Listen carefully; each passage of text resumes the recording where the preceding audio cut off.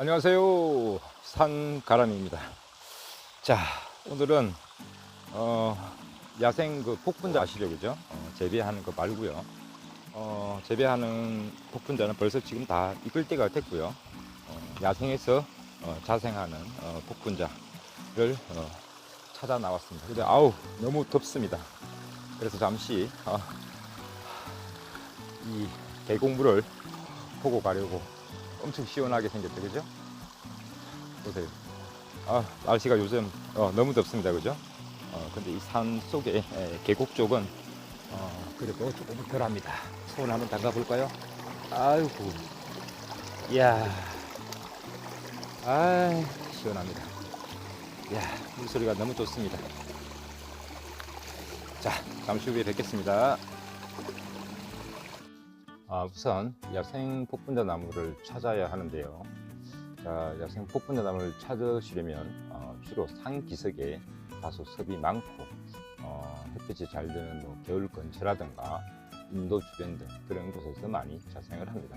아마 지금쯤이면 까맣게 익은 것과 빨간 것, 그리고 주황색, 아직 덜 익은 열매까지 함께 볼 수 있을 거라 생각을 합니다. 복분자로 유명한 고창처럼 남부지방은 벌써 복분자 수확이 거의 마무리되었을 겁니다. 하지만 식물들이란 게 같은 지역이라도 주변 환경에 따라 성장 속도가 다르기 때문에 잘 찾아보면 만날 수 있습니다. 그리고 재배하는 복분자보다 야생 복분자는 여러 자생 환경 조건 때문에 8월까지도 충분히 만날 수 있습니다. 현재 재배하고 있는 복분자는 당연한 이야기겠지만 야생으로부터 왔겠죠. 따라서 저는 재배 이전에 복분자의 원생태와 야생의 모양을 보여드리기 위해서 이 더운 날 피지땀을 뻘뻘 흘리면서 힘들게 산으로 가지만요, 여러분은 이런 수고름 없이 복분자 재배 농가나 약재상 또는 인터넷으로 검색하시면 쉽게 금방 만날 수 있는 방법도 있습니다. 그리고 이 복분자 나무는 열매부터 잎, 줄기, 뿌리까지 약성이 가득해서 버릴 게 하나도 없습니다. 하지만 오늘은 열매인 복분자만 말씀드리고요. 약성이 뿌리로 내려가는 늦가을이나 겨울쯤에 줄기, 뿌리까지 다뤄보도록 하겠습니다. 자, 이 앞에 복분자 나무가 있네요. 복분자 이 나무를 잘 모르시는 분들을 위해서 잠시 말씀을 드리겠는데요. 복분자는 깊은 숲속 같은 곳이 아니라요, 산 들어간 초입, 의귀, 그러면서도 햇볕이 잘 들면서 비교적 습하고요. 그래서 이런 계곡 주변에서 많이 보입니다. 자, 멀리서 구별하는 방법은 가시 있는 건 당연할 테고요. 하얀색 그 줄기의 나무를 찾으시면 됩니다. 자, 지금 이게 복분자인데 보세요. 하얗죠, 그죠? 1년생까지는 하얗습니다. 묵은 가지일수록 이렇게 자줏빛 붉은색으로, 아주 짙은 붉은색으로 변하는데요. 자, 이런 나무를 찾으시면 됩니다.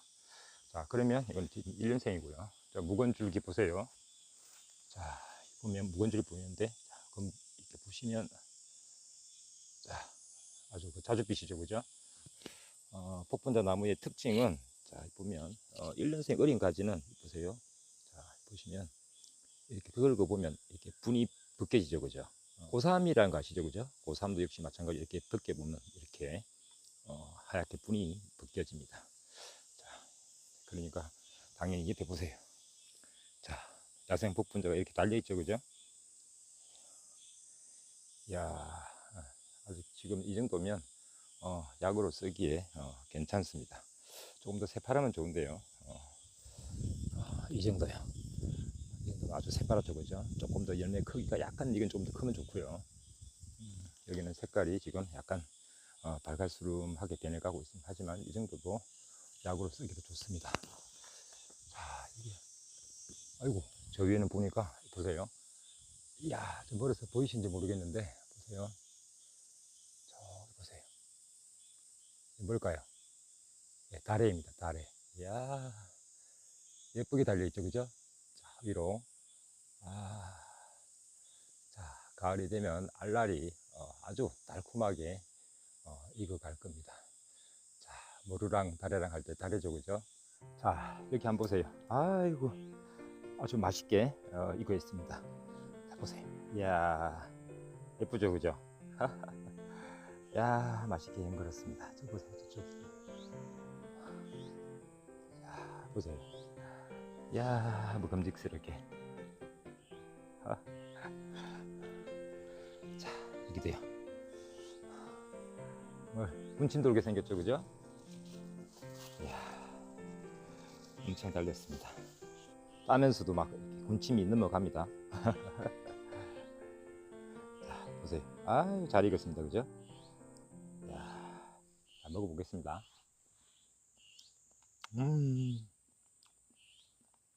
이야, 정말 꿀맛입니다, 꿀맛. 자, 이 사진들 중에서 복분자라는 약재 이름에 맞는, 다시 말해서 요광을 귀엽게 하는 열매라는 의미의 복분자는 어떤 복분자일까요? 한번 맞춰보세요. 1번일까요? 2번일까요? 아니면 3번일까요? 한방에서 끝에 자라고 붙는 한약재는 대부분 그 열매나 씨앗이 완전히 익었을 때 주로 약으로 이용을 합니다. 왜냐하면요, 완전히 익은 열매에 영양이든 약성이든 그곳에 집중이 되어 있기 때문이죠.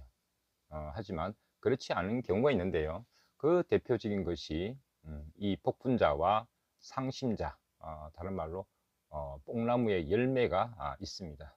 다시 말해서 다 익지 않은 상태에서 우리가 필요로 하는 약성이 들어있기 때문입니다. 근데 이미 답의 절반 이상을 말해버렸네요. 자, 그렇다면 이 문제의 답은 푸른색을 띠는 1번이겠죠. 많은 사람들이 복분자 하면 까만 열매를 먼저 떠올리시는데요. 자, 요광을 뒤엎게 만드는 약성을 얻기 위해서는 완전히 익은 까만 열매가 아니라 푸른빛을 띠는 덜 익은 열매여야 한다는 것입니다. 그럼 왜 그럴까요? 자, 다 익으면 색깔도 먹음직스럽고 달콤하니 그냥 먹어도 술을 담가도 너무 좋은데 덜 익은 열매라니 뭔가 시큼하고 뜰벌 것 같아 보여서 맛도 없어 보입니다. 그런데 이 시큼하고 뜰은 맛, 바로 여기에 답이 있습니다. 무슨 이야기냐고요?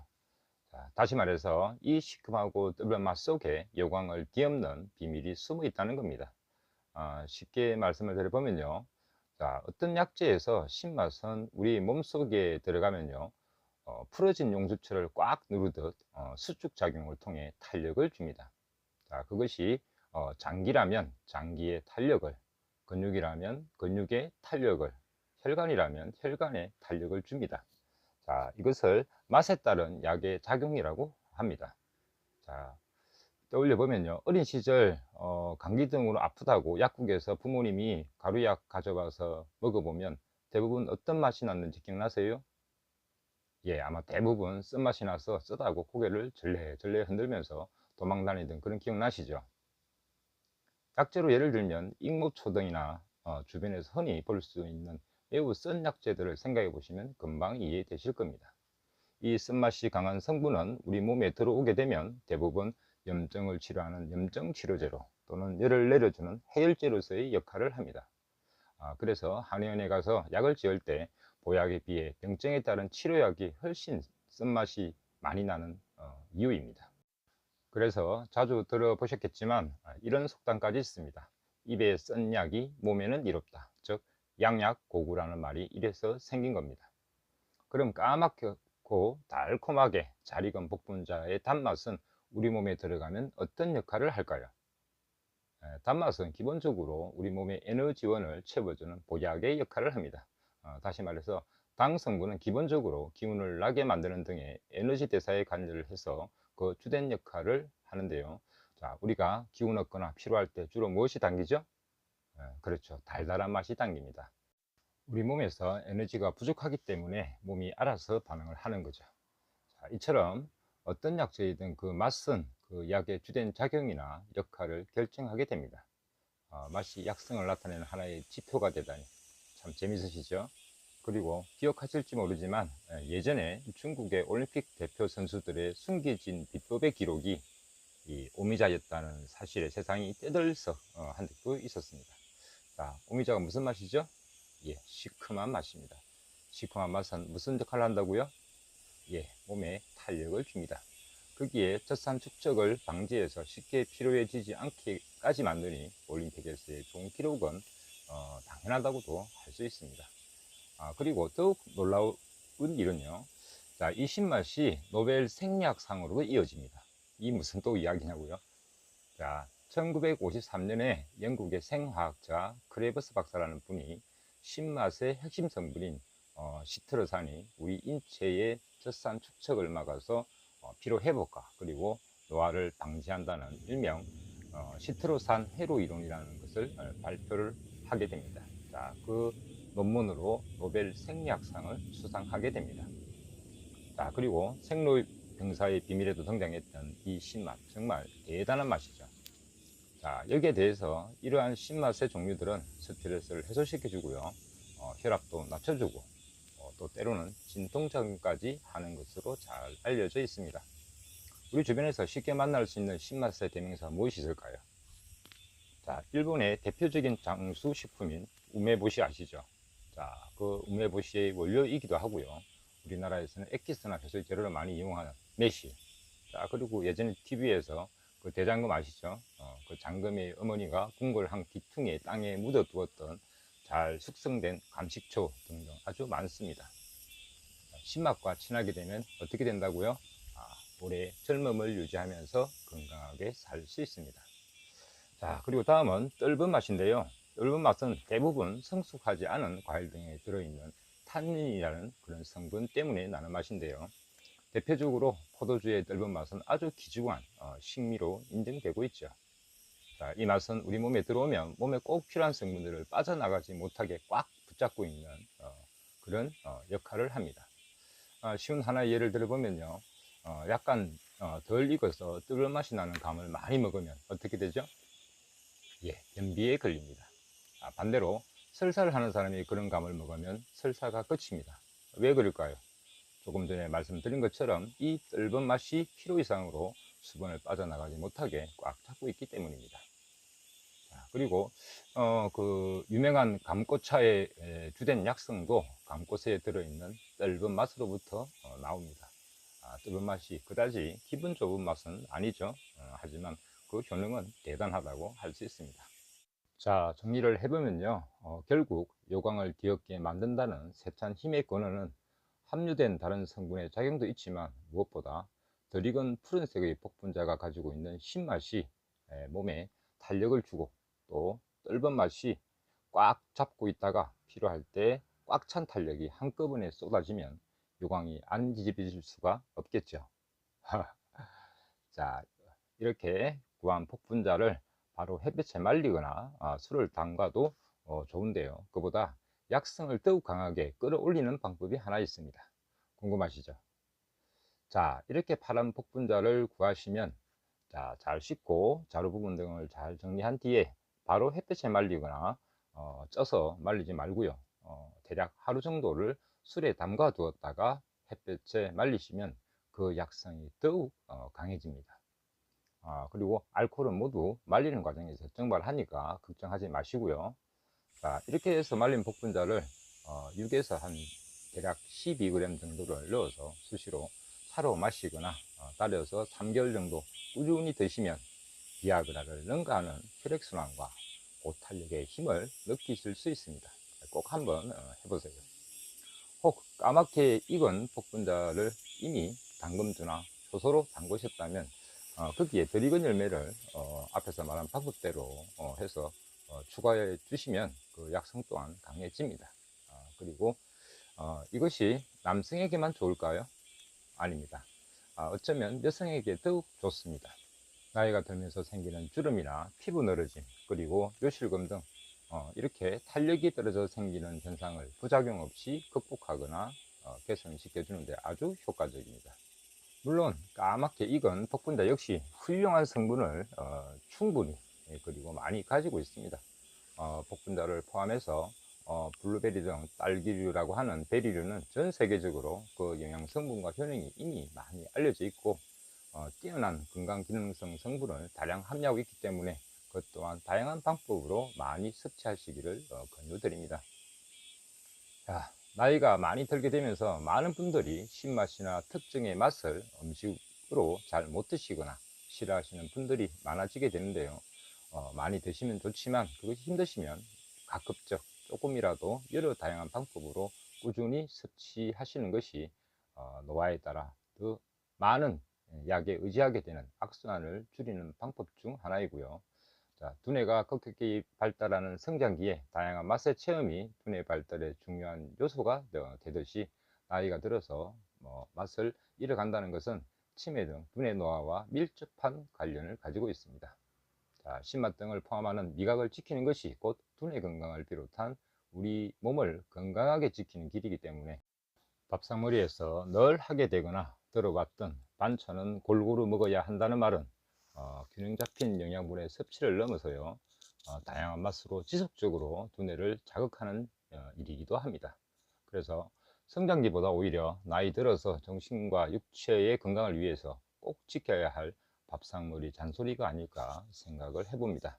자, 마지막으로요, 다시 한번 정리해 드리겠습니다. 자, 복분자로 요강을 제대로 뒤엎기 위해서는 덜 익은 푸른색의 복분자를 술에 하루쯤 담갔다가 햇볕에 말려서 3개월 이상 꾸준히 장복하시면 됩니다. 자, 신맛을 즐기십시오. 단단하고 탱탱한 삶을 영위할 수 있습니다. 다양한 맛을 즐기십시오. 그러면 오래오래 건강한 젊음을 유지하며 삶의 질을 향유할 수 있습니다. 또한 역설적이지만 덜 움직이고 편한 것만 찾으면 건강에서 멀어집니다. 귀찮을수록 더욱 잘 먹고 무엇이든 더욱 움직이세요. 그 귀찮음과 움직임의 크기만큼 건강으로 돌아옵니다. 자, 하나 더, 나이가 들수록 어떤 약이나 음식 운동이 좋냐고 결론만 구하지 마세요. 성급한 단약방이나 작심삼일에 빠져서 실천으로 이어지지 않습니다. 왜 좋은지, 어떻게 좋은지, 다른 것과 어떻게 다른지, 나에게 맞는지 꼼꼼히 따져 생각하세요. 그래야 지속적이고 실천 가능한 건강해지는 습관이 생깁니다. 자, 오늘 영상 유익하고 좋으셨다면 구독과 좋아요, 알람 부탁드리고 나아가 공유와 주변 추천까지 해주시면 더욱 좋은 영상으로 만나는데 한가람에게 큰 힘이 됩니다. 자, 오늘 영상 여기서 마치겠습니다. 유튜브로 건강한 세상을 꿈꾸는 약용연구 실천가 산가람이었습니다. 시청해주셔서 감사합니다.